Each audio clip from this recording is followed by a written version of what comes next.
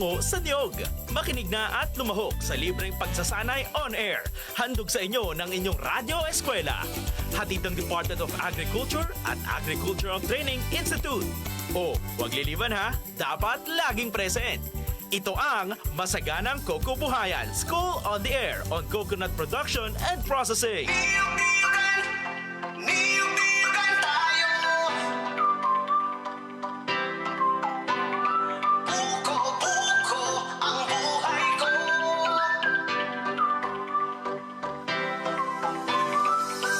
Pilipinas, halika na. Nasa paligid lamang ang iyong hinahanap. Huwag mag-alinlangan, huwag nang mangamba. Ang puno ng buhay ay pag-asa. Magtanim ka lang ito, tiyak ikaw ang siyang panalo. Walang matatalo, ito ang sigurado. Ang puno ng buhay ang ating pag-asa. Halika na, magtanim at simula. Niyog-niyogan, niyog-niyogan tayo para sa kinabukasan. Buko-buko ang buhay ko, puro sa kaginhawaan. Luzon, Visayas, Mindanao, saan ka man ay mayroon yan. Ang buko-iyog ang siyang pinagpupunan ng sambayanan ng pangangailangan. Niyog-niyogan tayo para sa kinabukasan. Buko-buko ang buhay ko, tungo sa kaginhawaan. Pilipino, masipag ka, Pilipino, masinop ka. Simpleng bagay, pagyamanin, palaguin at ibigin. Huwag matakot, mangamba, siguradong panalo ka. Masaganang niyugan patungo sa kaginhawaan. Niyog-niyugan, niyog-niyugan. Kayo'y nakikinig sa School on the Air on Coconut Productions for Cotabato Province. Ang ating eskwelahan sa radyo para sa mga magsasaka ng niyog sa probinsya ng Cotabato Province. Niyog-niyugan tayo. School on the Air on Coconut Production, mga serye ng mga teknolohiya tungkol sa makabago, wasto at tamang pamamaraan ng pagniniyugan. Tungo sa kaginhawaan. Assalamualaikum at magandang umaga mga ka-agri-eskwela at mga bayani nating magsasaka ng Cotabato Province. Isang masaganang pagbati po ang inihahatid namin sa inyo. Ako po si Juvelina B. Simbulan, Technical Staff ng ATI RTC 12. Niyog-niyugan tayo. Ako naman po si Marniel Del Monte, MPS2 ng ATI RTC 12. Itong programa ay hatid sa atin ng Department of Agriculture, Agricultural Training Institute, Regional Training Center 12 sa pamumuno ng aming OIC Center Director, Dr. Jessie V. Beldia. Itong programa ay hatid din sa atin sa pakikipagtulungan katuwang ang Philippine Coconut Authority Region 12, PCA Cotabato Province at Provincial Government ng Cotabato Province at mga piling lokal na pamahalaan. Kaya inaanyayahan namin kayo na makinig at matuto dito sa ating Agri-Eskwela. Mapapakinggan tuwing Lunes at Miyerkules alas 10 hanggang alas 11 ng umaga sa himpilan ng DXVL 94.9 na matatagpuan sa USM Compound, Kabakan, Cotabato. Ang ating pag-asa, halika na. Kahit magandang umaga po sa aming tagapanood at of course sa ating mga enrollees sa School on the Air na ito. Para po sa ating official text line, para po mag-send kayo ng greetings at saka mga katanungan or questions along the way. I-text lamang po sa numerong 0969-017-8136. Luzon, Visayas. Ulit po ang aming official text line para sa ating School on the Air. That's 0969-017-8136. Siyang pinagpupunan ng Paalala po sa ating mga enrollees na mayroon din tayong official Facebook group para sa mga updates at anunsyo. I-search lamang po ang School on the Air on Coconut Production. Again, that's School on the Air on Coconut Production sa ating Facebook para po tayo ay pumasok at maging part ng ating community dito sa School on the Air graduates natin across Cotabato Province. pagyamanin, palaguin at ibig. Maaari nyo rin po kaming panoorin. Live po kami sa official Facebook page ng ATI-RTC 12, that's Agricultural Training Institute Region 12. Niyog-niyogan tayo para sa hirap. Of course, kami din ay shared through the DXVL 94.9 Facebook page. Sa kaginhawaan. Bago tayo opisyal na magsimula, Jovi, batiin muna natin ang ating mga kaniyog na maagang-maagang nag-tune in sa ating Facebook page and of course sa ating himpilan. Sa kaginhawaan. Yan, good morning po kay Maris Mamades. Good morning, ma'am. Happy watching. Itong enrollee natin parang ang layo-layo. From Brooks Point, Palawan. Good morning, Lenny, Flora, Sasha. Good morning din po kay Ma'am Kathleen Joy Liana. Magandang umaga din po with Heart Eyes. Balik po namin sa inyo, 3-1. Good morning din po from Karil Dane Kagasam. And happy watching, Cybel Sobremonte. Ayun, hi Sybil, good morning. Also, Neil, nanonood din po ngayon si Sir J.L. Oman na nasa Iloilo ba? Yes. Good morning po sa aming OIC Chief ng Information Services Section ng ATI-RTC 12. Good morning din po kay Ma'am Carol Dane and Ma'am Shirley F. Kimpan. Good morning po sa inyo. Fully excited na po tayo sa ating paunang episode na ito. Buhay ang ating pag-asa. Dahil alam kong excited na ang ating mga kaniyog mula sa probinsya ng Cotabato na nakikinig sa kanilang mga radyo at of course sa ating Facebook Live and Agricultural Training Institute Region 12. Simulan na natin ang ating programa, Jovi. Noong mga nakaraang linggo ay of course formal nating naihatid ang mga training kits ng ating Yes. mga mag-aaral. Tama ka dyan, Neil. At hindi lamang notebook, ballpen at tote bag ang naipamahagi, pati na rin radyo para sa Wow. ating butihing enrollees. Kaya alam kong ready na silang makinig at matuto. Yes naman.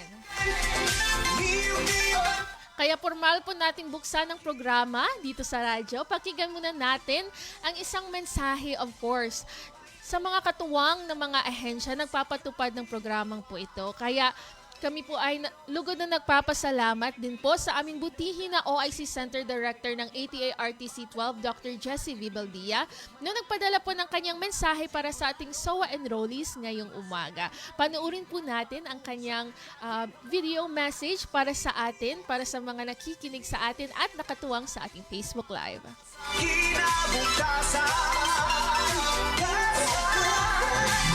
Magandang araw po sa lahat ng nakikinig at nanonood sa ating School on the Air on Coconut.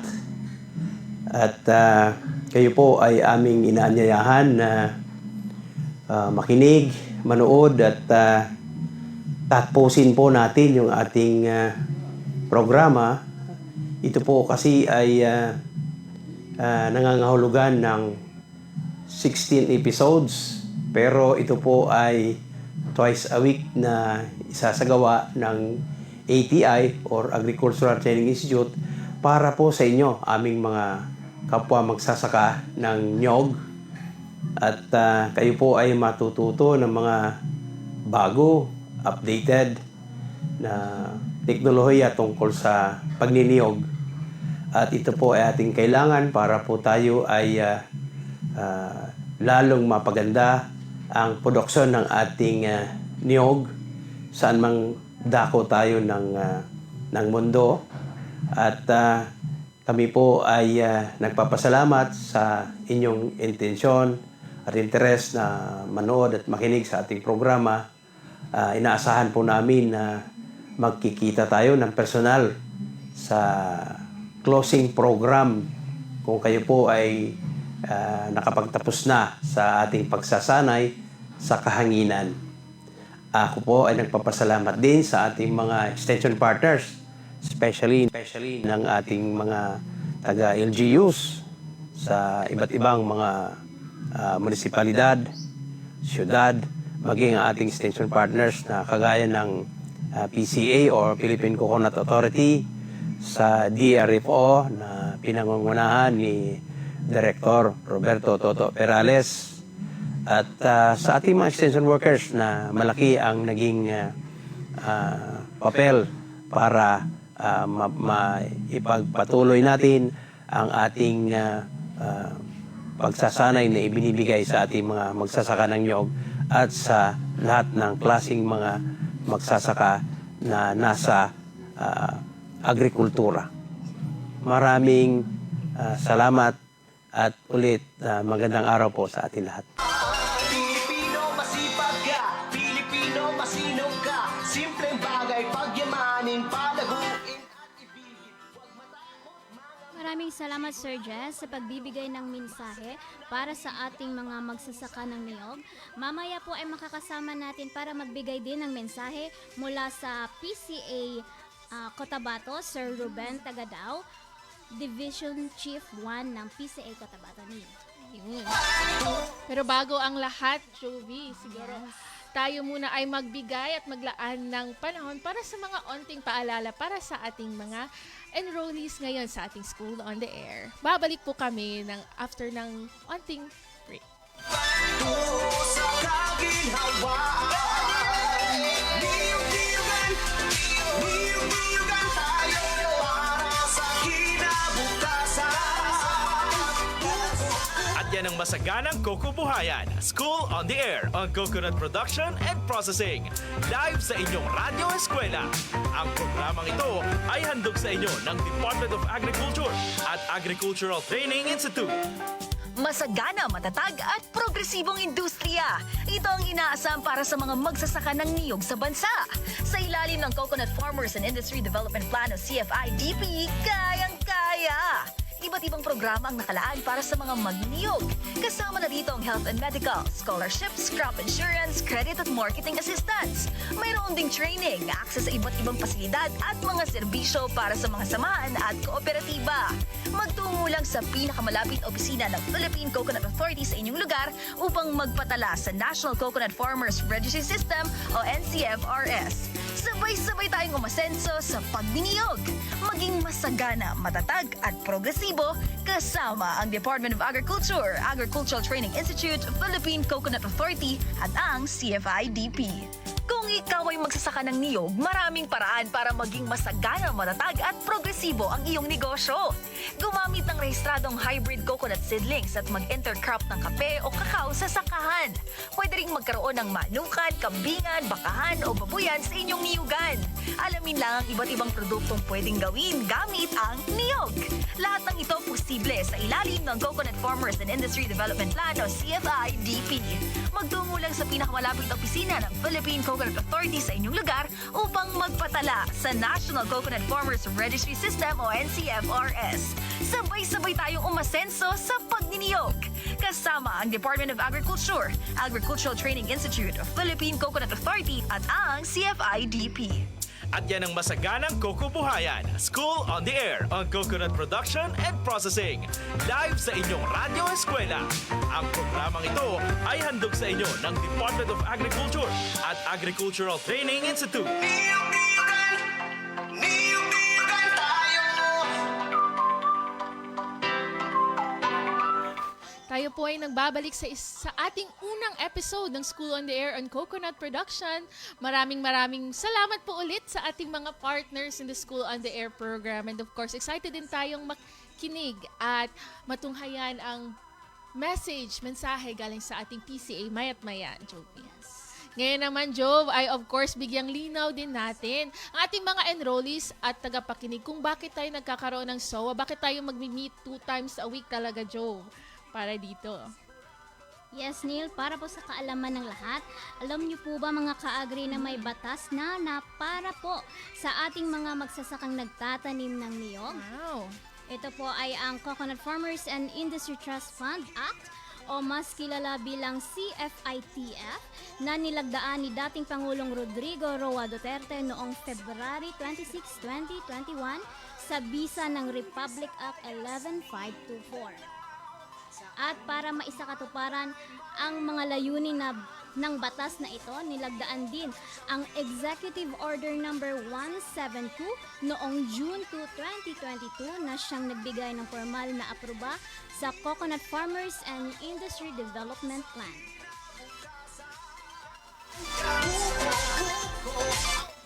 Dito nabuo ang Coconut Farmers and Industry Development Program o ang CFIDP, isang programang layuning pagsama-samahin ang mga benepisyo para sa mga mahihirap na nasa laylayan nating mga magniniyog.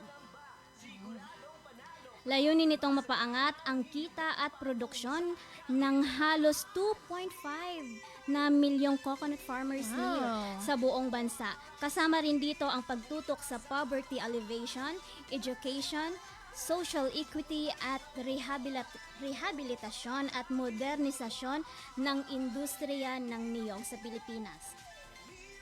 Bilang bahagi ng training component ng CFIDP, ang Agricultural Training Institute o ATI ay naatasang magsagawa ng season-long School on the Air program para turuan ang ating mga magniniyog ng tamang teknolohiya at palalimin pa ang kanilang kaalaman at produksyon ng niyog mula sa umpisa hanggang sa dulo ng value chain.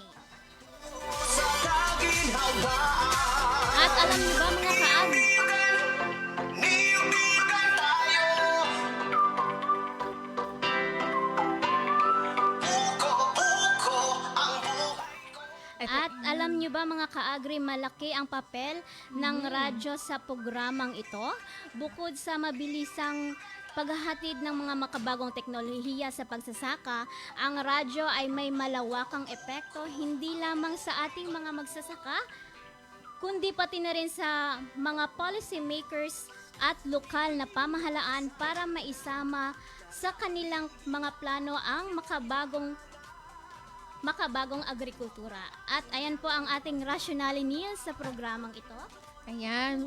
Hopefully naman nalinawan na tayo kung bakit tayo nandito. And of course, it's all thanks to the CFIDP program, Joe. So nagpapasalamat tayo dahil ang ating 2.5 million coconut farmers merong mga benepisyong nakalaan para dito. Of course, kung gusto nating malaman more on kung ano yung mga plano na yon, ano yung mga pwedeng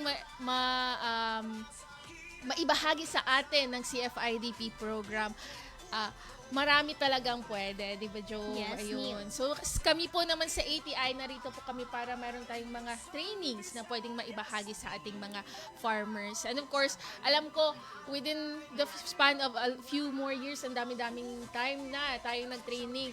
Alam kong may meron tayong mga enrollees na nakakapag-training na sa ATI through the CFIDP program. Niyugigan tayo para sa kinabukasan. Uko ang buhay ko.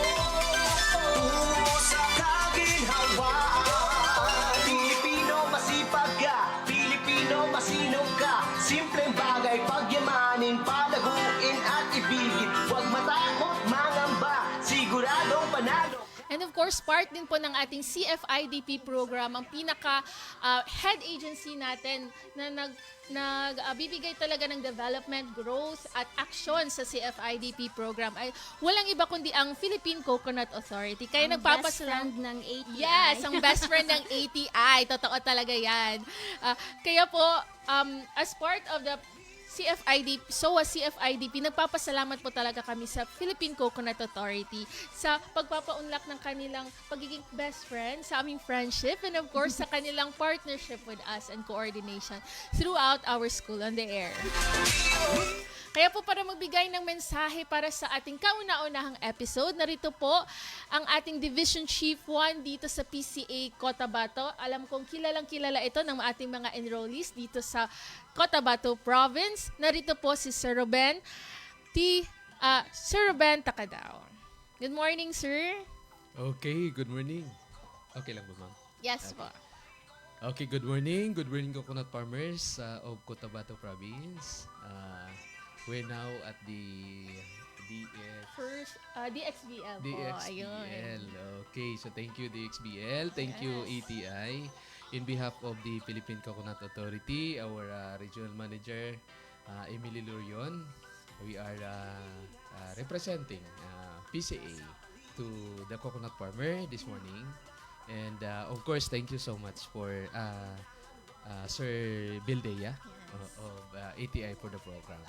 Actually, ang ang purpose ng programa is of course tama ba ma'am kana information, no? Yes As a po. sort of information para sa mga coconut farmers natin, and then of course para malaman natin na ang mga programa under sa 11524 na kung isipin natin ito yung approval ng Coco Levy Fund at kung saan-saan ito napunta. Actually, yung ginagawa ng Philippine Coconut Authority Cotabato Province, ma'am, we are po on going around for the information program, but then hindi talaga natin ma-catch yung limit na kumbaga marami pa rin ng mga coconut farmer natin na hindi nila alam kung ano yung programa ng gobyerno. And then marami pa rin sa mga farmer natin ang nagsasabi na hindi pa nila feel yung Coco Levy Fund. No? But actually, dahil siguro ito sa kulang ng information na hindi nila alam na yung mga projects na nasa kanila ngayon at mga projects na pwede nilang i-avail is that is nanggaling na sa 11524. Okay? So especially yung ating gagawin ngayon na School on the Air is ito na iginagawa ni ATI for ilang taon na ba? Parang ang tagal na sir na hindi na mabilang. Hindi na mabilang. And then may mga trainings tayo na sobrang Yes. dami na. Yes, sobrang dami na. And then marami na din mga farmers natin na nag-a-avail, pero kung minsan kasi ma'am the same faces yung mga nag-a-avail. Yes po. Kasi hindi din naintindihan ng lahat. At then, mayroong mga farmer na hindi sila nagiging interesado.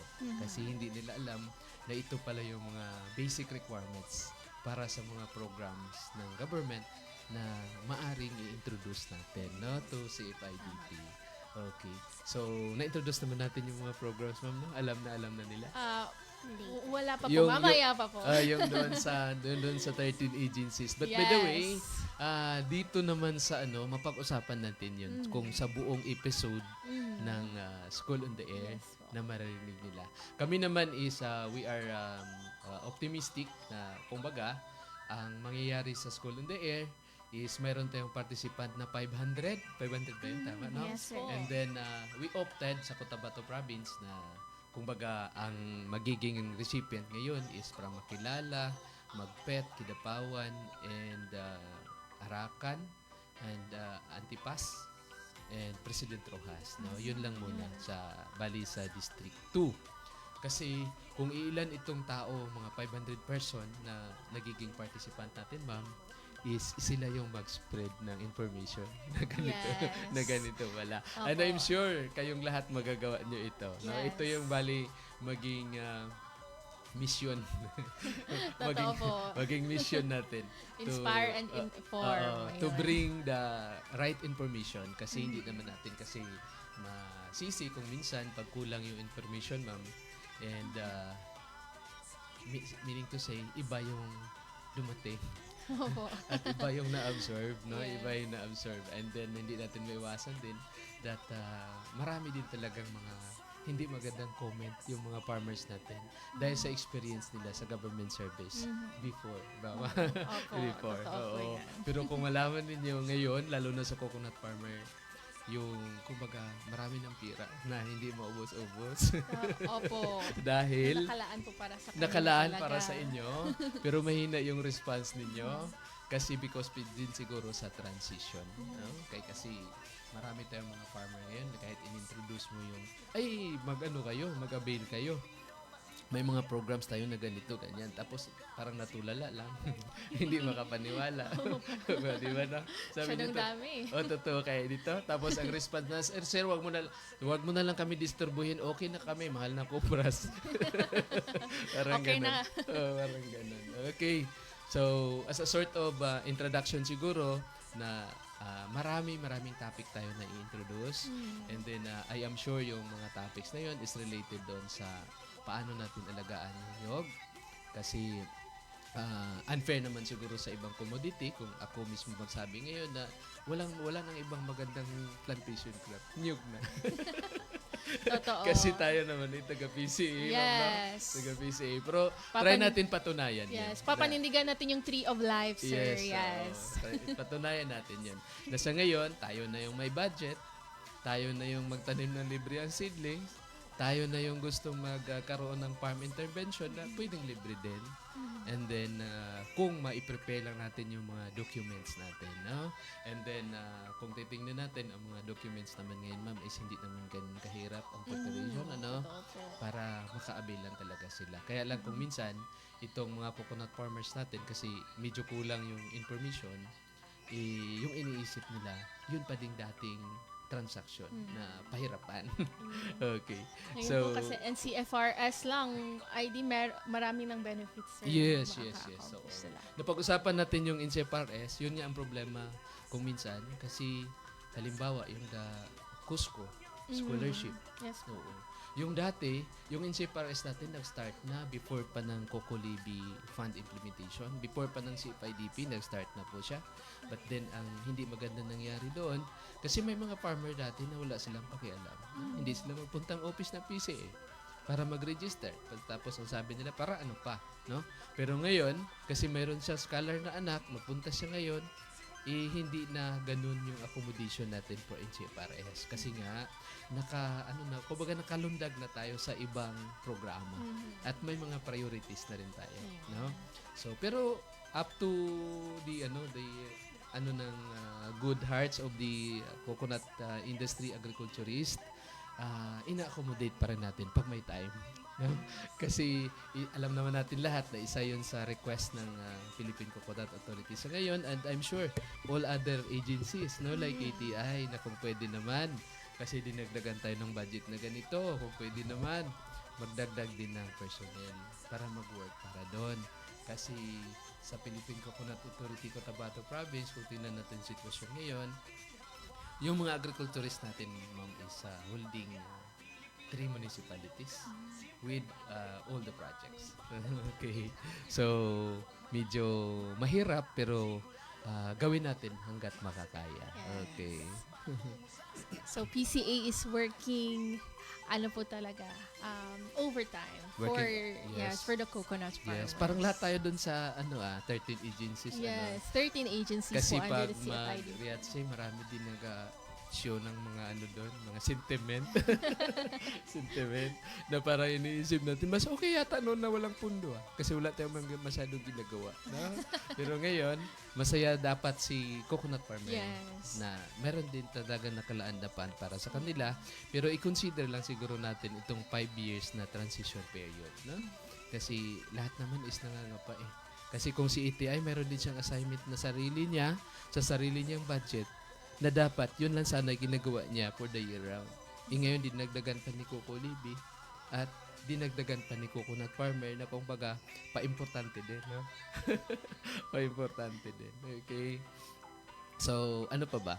So, any more last ating mensahe sa ating mga SOA enrollees? Sige. So, sa mga SOA enrollees, actually yung nag-distribute kami, na-feel ko talaga yung interest ng mga enrollees. And then, masaya tayo kasi yun na nga, magiging katuwang natin sila doon sa information drive, no? Info drive sa lahat ng coconut farmer na dapat maabot. And then remember, we are not focusing on organizations only, no? Hindi naman natin ilimit na kung kayo ay member ng Small Coconut Farmers Organization, ang assignment natin is member lang. Hindi. Lahat ng coconut farmer doon sa barangay ninyo would be the recipient kung ano man makuha natin dito sa School in the Air. No? Ang tanungan nila, ma'am, kung mayroon ba daw monetary consideration upon graduation. Sabi ko, ang alam ko, mayroong piniprepare na premyo yung Cotabato Province. Pero yung, valedictorian lang. Yung mga perfect sa attendance saka sa quiz. Yes. Yung valedictorian lang, I'm sure mayroon siguro yun. Oo, mayroon siguro yun. Pero hindi natin yung mga preparations. Kasi sabi ko, hindi naman si Cotabato Province talaga yung in charge dito. So, si ETI talaga. Yes, And then, nakadepende yun doon sa budget, available budget ni ni EPI para sa project, no? Eh kung baga, hindi naman 'yun ibig sabihin kung buong project mo ibigay mo na talaga sa School on the Air kasi marami man tayong consideration, di ba? Yes po. And ang atin lang is ma-utilize talaga natin yung fund for the whole year, no? Because the PMO ng Central Office is keep on questioning us kasi ang baba ng ating fund utilization. So, yun. Sana tatanggapin ninyo yung aming binibigay na misyon sa inyo na ma-inform natin lahat kung halimbawa ang mag-pet is mayroong 120 ba yun? Oo, 120. So I think this 120 is enough para ma-inform natin yung mga may-ari ng farm na mga at least mga 4,000 plus hectares sa buong Magpet, no? Sa buong Magpet. Kasi doon sa distrito natin, yung mga may pinakamalaking area is ang Kidapawan, Magpet, saka Makilala, no? But then, kung i-compare naman natin, sila din yung may pinakamalaking areas compared to districts, na. Okay. Next to District 1 yata. Kasi ang Pikit kasi napakalawak. Okay? So, ganun lang siguro. Ang amin lang is hindi natin ma-achieve yung goal na gusto natin ma-reach, no? Kailan kaya tayo maka 100% utilization, no? Hindi natin alam. So, hindi namin ma-achieve yun kung hindi kayo magtulong. Kasi ang opisina talaga is kulang na kulang talaga siya sa worker. No, multi na yung task ng mga tao natin sa office. And then, gusto ko din ipaabot yung pasalamat sa mga leaders din natin sa Coconut Farmer Group na kumbaga hindi din sila nagalimit ng time nila to devote doon sa coconut farmer. No? Mga iba ganit siguro yun, ginaaway niya yung asawa niya. Kaya sa isipon lang palagi. Nabibisi. Oo. Tapos magbahay-bahay siya magdala ng form para maka-fill up. Kasi nung nag-distribute kami, hindi naman lahat present. Meron talagang hindi present. Kasi kung sa ngayon kasi na time, ma'am, kung titingnan natin, marami din mga programa yung mga iba-ibang departamento. No? Kasi nagpunta kami sa Arakan before, mayroon din. Andun din ng DAR. The same farmer, yung ano nila, yung ni-require. And then, andun din may project din si DTI, may project din si CDA. And kung minsan nga, nagkasalpukan yung mga programa dun sa field, pareho lang si IDP fund ang dala. No? So, ganun yun. And then, hindi naman natin predict kung ano ang pwede mangyari, but then I'm sure yun nga sinasabi nila, this will come the earliest kung lahat tayo is magtulong-tulungan. Okay? Ayan, so salamat po masyado para sa inyong panahon po sa pagdalo sa ating opening and first episode po ng ating School on the Air on CFIDP, Sir Ruben, our Division Chief 1 of PCA Cotabato. Pino masipag ka, Pilipino masinong ka. Simpleng bagay pagyamanin, palaguin at ibigit. Huwag matakot, mangamba, siguradong panalo ka. Masaganang hiyugan patungo sa kaginhawaan.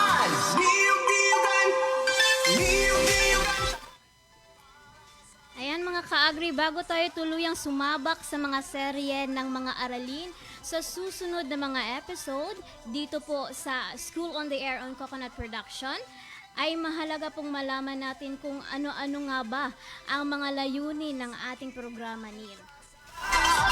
Ayun, tama ka dyan, Jovi. Gaya ng lahat ng mga educational programs, of course, kailangan natin malaman kung ano yung layong nating ma-accomplish by the very end of our episodes. Of course, kailangan din, hindi lang tayo nakikinig para makinig lamang, kundi of course, kailangan din tayong matuto. And ano ba yung kailangan natin para ma-accomplish natin yung ating mga goals and objectives para sa ating School on the Air? Sa pagkatapos po ng School on the Air po, inahasahan po namin na ang ating mga enrollees from Cotabato Province ay magkaroon ng sapat na kaalaman sa tamang teknolohiya sa produksyon, processing, and of course, selling ng ating niyog sa pamamagitan ng pakikinig sa radyo. So, ang simple lamang ng ating objective para sa kanila, Joe. Yes, Neil, napakaganda ng layunin, Neil, di ba? Yes. Pero syempre, para makamit natin ang layunin na yan, may mga tiyak na kaalaman tayong kailangang maabot sa bawat episode. Oo nga, kaya po sa loob ng 16 episodes, twice a week po, inahasahan po naming matutunan ito ng ating mga bawat nakalahok. Una dyan, Neil, tatalakay natin ang kasalukuyang kalagayan ng industriya ng niyog sa Pilipinas at ang kahalagahan ng CFIDP o ang Coconut Farmers and Industry Development Program. Of course, ikalawa, maipaliwanag natin ng iba't ibang bahagi ng niyog at ang binhi nito ang seed nut. Ikatatlo, makilala ang mga angkop na variety ng niyog base sa pangangailangan ng ating mga magsasaka. Ikaapat, matukoy ang tamang pamaraan ng pamamahala ng ating mga niyugan. Matutunan natin ang mula sa pagtatanim hanggang sa pangangalaga, paano ba natin ito siya maalagaan na mabuti. Yes, at ikalima dyan, makikilala ang mga karaniwang peste at sakit ng niyog at kung paano ito pangangalagaan.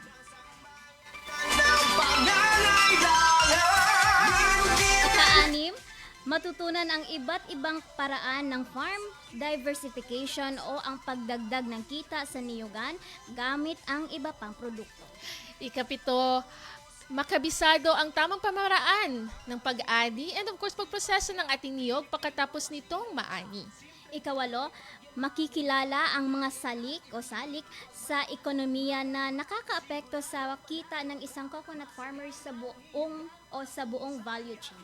Ikasyam, magtalakay ang mga kaligtasan at pagkalikasan na dapat sa alang-alang sa bawat yugto ng produksyon. At syempre, Panil, masuri ang sariling niyogan batay sa pamantayan ng Good Agricultural Practices o ang GAP. Ayun. Kaya mga ka-agri, siguraduhin po nating hindi tayo a-absent kahit isang episode dahil bawat paksa ay mahalagang bahagi ng ating pag-unlad bilang magniniyog. Ayun. At syempre, Panil, bago rin ng ating programa o bahagi rin ng ating programa ang pagpapakilala kung sino-sino ang mga kalahok natin dito sa ating School on the Air on Coconut Production. Ayun, tama ka dyan, Jovi. Sa kabuuan, tayo po ay 500 na enrollees. Wow, ang dami-dami po natin na paong mga coconut farmers mula dito sa Cotabato Province. Ang mga kalahok nito ay nakalista sa National Coconut Farmers Registry System o NCFRS. So Neil, anong mga munisipyo nga ba ang mga kalahok sa ating SOA program at kung ilan bawat munisipyo?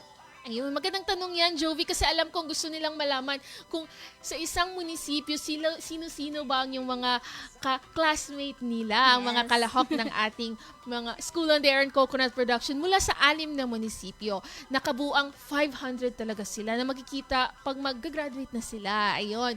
Of course, unang-una, from the city of Kidapawan, mayroon tayong 80 enrollees.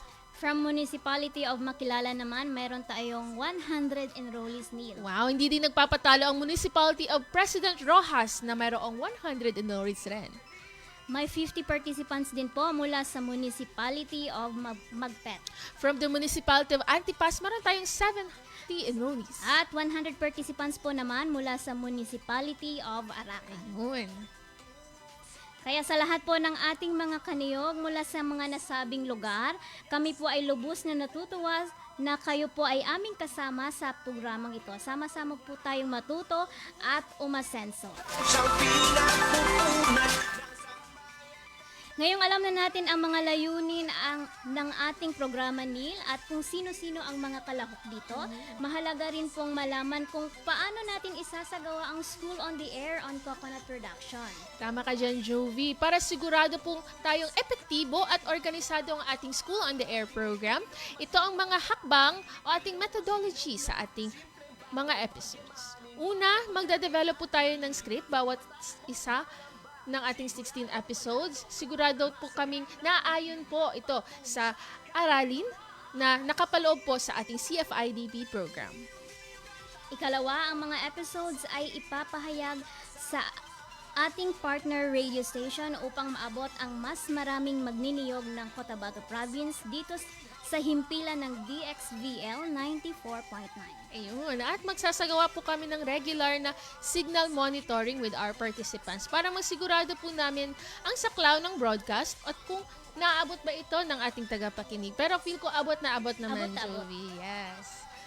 Bukod ba riyan, bumuo rin tayo ng isang Technical Working Group o TWG Katuwang ang iba't ibang ahensya na may formal na kasunduang nilagdaan sa pamamagitan ng isang Memorandum of Understanding. Magkaroon po ng meetings. Nagmi-meeting po yung ating mga technical working groups, working very hard at pagkatapos ng broadcast na mapapatupad natin ang ating mga programa. Ang mga Municipal Agriculture Offices naman nil katuwang ang PCA Region 12 at PCA Cotabato ang tumulong sa atin sa pagkilala sa ating mga target listeners and enrollees. Ayan, kaya po kami po talaga ay nagpapasalamat sa ating mga Municipal Agriculture Office, PCA Region 12 and PCA Cotabato, as well as sa mga HVCDP and Coconut Focal Persons bawat munisipyo na nagsilbing ating Municipal SOA Coordinators. Sa kabuuan ng programa, Tagalog po ang pangunahing wika na pagtuturo natin upang madaling maunawaan, of course, ng ating mga enrollees. Ang pagtalakay ng lecture ay pamamagitan ng, of course, radio broadcast. Kaya tayo nandito ngayon sa Yes. DXVL. Kaya tutok lagi po ating mga ka-agri. Mayroon din po tayong pre-test and post-test para sukatin kung ano po yung natutunan natin sa kabuuan ng 16 episodes. So maaabang po tayo, magagamit yung notebook and ballpen na provide sa atin. And para po sa pagsusukat ng kaalaman, of course, may 3 quizzes po tayo sa kalagitnaan ng ating mga episodes. Gaganapin po ito, regular o buwanang monitoring din sa pakikinig sa ating mga kalahok. So baka po magtatawag, magte-text ang ating municipal coordinators. So aabangan po natin yan. At higit sa lahat po, patuloy nating pinalakas ang ugnayan katuwang sa ating mga iba't ibang ahensya sa pamamagitan ng tuloy-tuloy na komunikasyon. So huwag po kayong mahiyang mag-text o mag-chat sa aming Facebook page and of course sa ating text line. Yes, kaya naman mga ka-agri siguraduhin tumutok sa bawat episode, makilahok sa mga activities, at magipag-ugnayan sa inyong mga SOA coordinators para sa isang matagumpay na SOA journey. Siguradong panalo ka. Sa bawat episode po ng ating School on the Air and Coconut Production, may mga outputs tayong inahasahan. So hopefully naman makamit natin ito. At bahagi ng ating layunin ay masiguradong may matutunan tayo bawat isa't isa. Tama ka dyan, Neil, kaya naman ilalatag natin sa inyo ang 2 pangunahing segment sa bawat episode. Una dyan ay ang Koko Usap tayo. Ito po ay may maximum na 40 minutes na talakayan na napapanahong paksa na tatalakayin sa bawat episode. Ito ay pangungunahan ng ating radio facilitator at mga resource persons mula sa PCA, ATI, PhilMec at PCIC. Talagang puno ito ng impormasyon at praktikal na kaalaman sa pagniniyog. Of course, isa pang segment na maaasahan po natin every episode ay ang Koko Tanong. Ito po ang segment kung saan tayo ay maging bida, tayong mga enrollees. Maaari tayong magpadala ng ating mga tanong gamit yung text line natin o mag-comment sa ating Facebook Live. At of course, sasagutin ito ng ating radio facilitators at resource person on air. Ayan, i-text lamang nila Neil ang pangalan, space, barangay, space, munisipyo, space, at ang kanilang mga tanong. Ayun. Nasa paligid lamang ang iyong So again, that's your pangalang, barangay, munisipyo at ang tanong at isend lamang sa 0969-017-8136. At ang pinakamahalagang output ng programming ito, Jovi, of course, inaasahan namin ng aming 500 coconut farmers mula sa Cotabato Province ay hindi lamang nakikinig, kundi malaman at binasa natin ang iba't iba nating mga modules sa ating SOA na ito. Kagaya ng sitwasyon ng industriya ng niyog sa Pilipinas, produksyon ng dekalidad na niyog, epekto ng climate change sa pagniniyog, financial management at mga stratehiya sa pagproproseso, marketing and trading sa ating produktong niyog.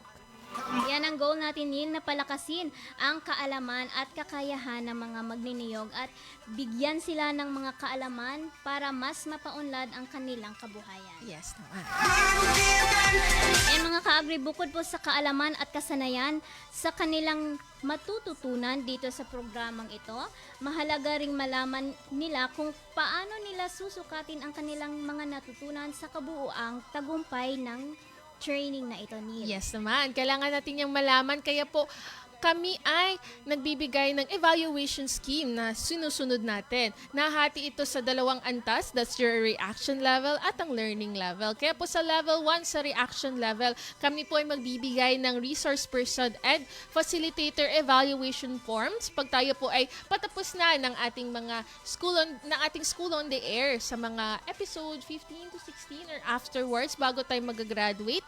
Layunin po nitong malaman namin kung ano yung feedback ninyo sa ating mga tagapagsalita at facilitators. And of course, hopefully, kung meron kayong mga feedback sa amin, maaari naming mapababuti ang ating school on the air and of course, ang ating mga facilitators.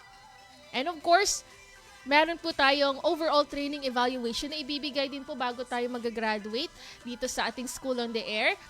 Ito po ay para masukat namin kung kumusta ba yung kabuuang programa, Jovi. Yes, malaman natin yung mga feedback po ninyo kung mayroon po kayong mga suggestions para sa School on the Air para maipabuti din po ito. Yes. At narito naman po ang level 2 o ang learning level. Gagawa po tayo ng pagsusulit bago at pagkatapos ng training para makita ang pagbabago ng kaalaman at kasanayan ng ating mga farmers, Neil. Dito din natin malalaman kung anong bahagi pa na ang kailangang linawan at palalimin habang tumatakbo ang programa. And of course, meron din tayong monthly evaluations. Ito ay ginagawa ng ating facilitators o ng training management team ng ATI kung saan tatalakayin kung ano yung mga hamon, issue o concern na meron tayo sa ating school on the air. Kaya naman mga ka-agri, sana'y makilaho kayo ng aktibo sa mga pagsusulit at evaluation forms. Hindi lamang ito para sa amin, Neil. Yes. May report po din kasi kaming tinatapos, kundi para rin sa inyong mas matagumpay na pagkatuto at pag-unlad bilang mga maghiniyo. Yes naman. Kaya Neil, medyo konti na lang ang ating oras, no? Pero Yes. pasadahan lang muna natin ang mga schedules of activities. So ngayon is our episode number 1, July 21, 2025. Ito po yung unang airing natin and of course orientation kung ano yung kikita natin o maririnig natin for the past 16 episodes po. So nandito po yung mga ating mga opening messages rin from our PCA Region 12 and PCA Cotabato as well as from our OIC Center Director Dr. Jessie V. Valdea. On Wednesday naman, Neil, episode 2, babalik po si Sir Ruben Takadaw, Division Chief 1 ng PCA Cotabato at tatalakayin niya ang Module 1 o ang Coconut Industry Situation in Cotabato Province, overview of coconut farmers and industry development program and support services of the implementing agencies. Ayun. Next week naman po, July 28, 2025, ang ating episode 3, magtatalakay tungkol sa coconut varieties ng PCA at saka mga recommended coconut varieties under the PCA. Of course, ang ating resource speaker po para sa episode na yan po ang ating Division Chief 1 ng PCA NCSPC, si Sir Arnel Toraja.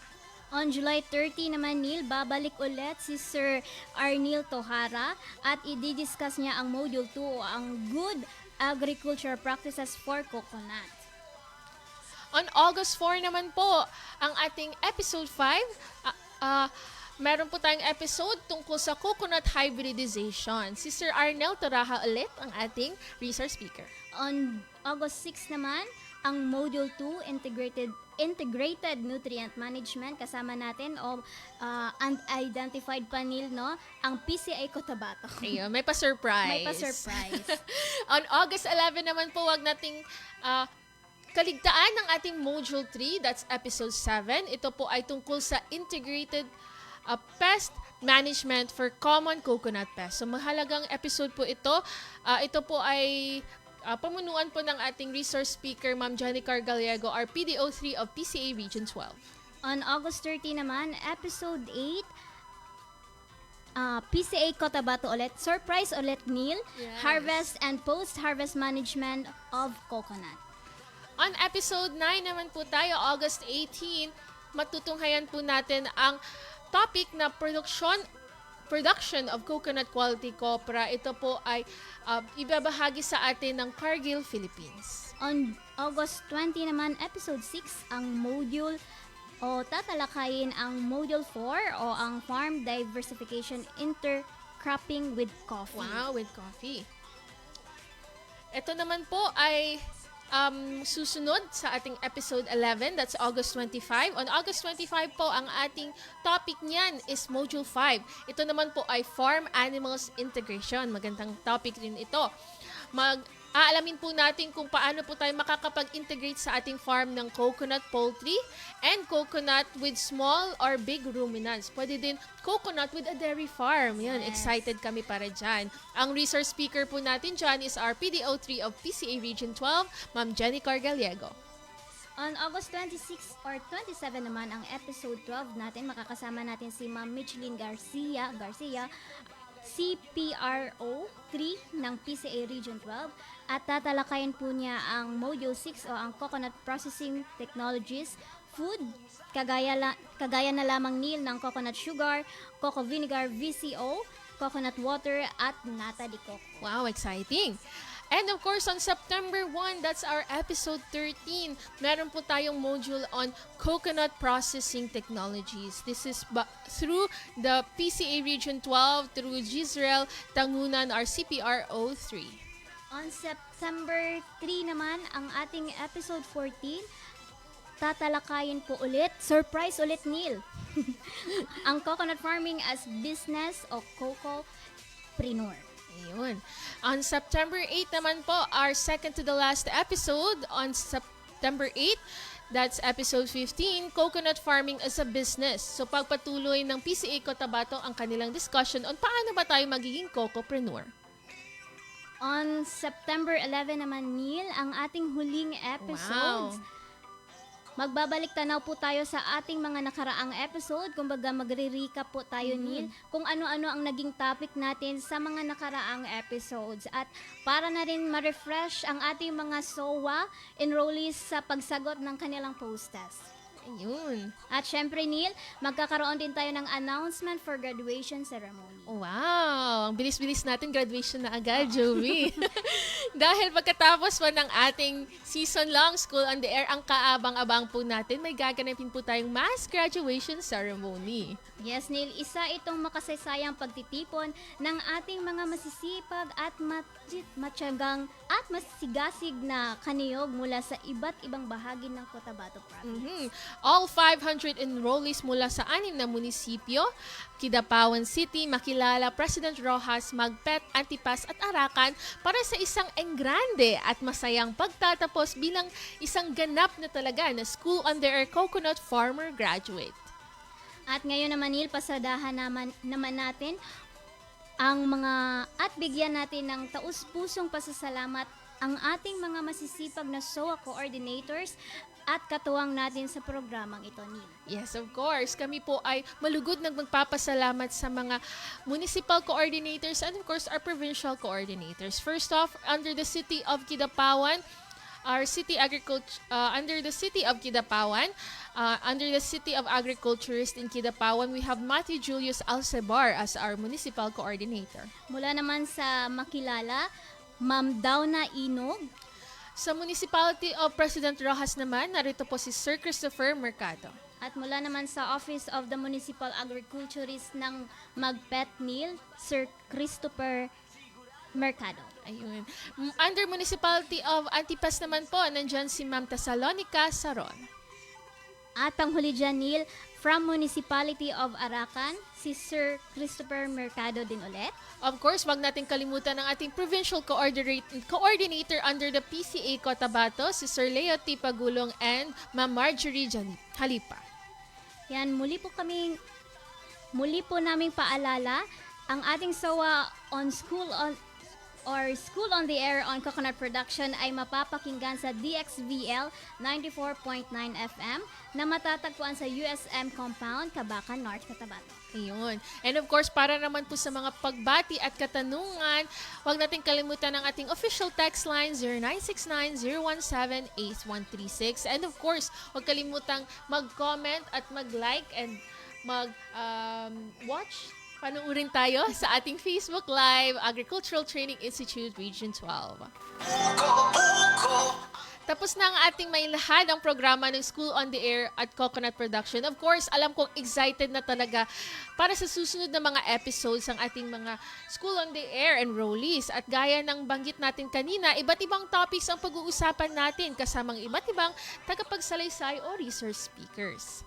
Of course, our official text line and core greetings and queries against that's 0969-017-8136. And huwag pong kalimutan na mag-join po sa ating Facebook group.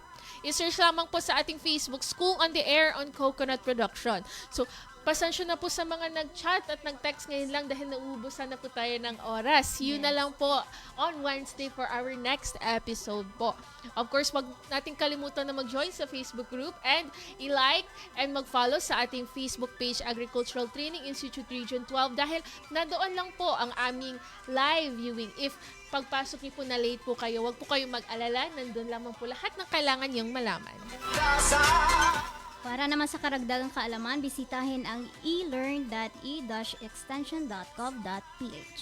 At ang schedule po ng ating SOA every Monday and Wednesday, alas 10 hanggang alas 11 ng umaga, dito lamang po sa himpilan ng DXVL 94.9 FM na matatagpuan sa USM Compound, Cabacan, North Cotabato. And of course, happy birthday po sa lahat ng nagbe-birthday. Wow! Same birthday sila ng ating School on the Air on Coconut Production. Happy birthday! Ayun, happy birthday po! Again, wag po natin kalimutan ang ating episode 2 po next Wednesday. That's July 23, 2025. Same time lamang po, 10 to 11 a.m. Tatalakayin po natin ang coconut industry situation in Cotabato Province, an overview of the Coconut Farmers Industry Development Program, and kung ano yung mga support services ng ating 13 implementing agencies. Again po, makakasama natin ulit si Sir Ruben Tacadao, ang ating Division Chief 1 from PCA Cotabato. Sa ngalan po naman ATI Director Engineer Remelin R. Recater, MNSA Seso 3, and our Deputy Director Antonieta J. Arceo, and of course our ISD OIC Ma'am Pamela Mapala, our Governor of Cotabato Province, Governor Emilu Lala Talino Mendoza, our Provincial Agriculturist of Cotabato Province, Ma'am Elena Ragunton, our CFIDP Region 12 Focal Person, OIC Assistant Center Director, Ma'am Hannedy S. Magpompong, of course, our ATI 12 OIC Center Director, Dr. Jessie Vibaldia, PhD. Ayan mga ka-agri, hanggang sa muling episode po ng ating SOA. Ako po si Juvelina B. Simbulan. At ako naman po si Marnil Bidalmonte na nag-iwan ng isang magandang umaga, mga bayaning magsasaka.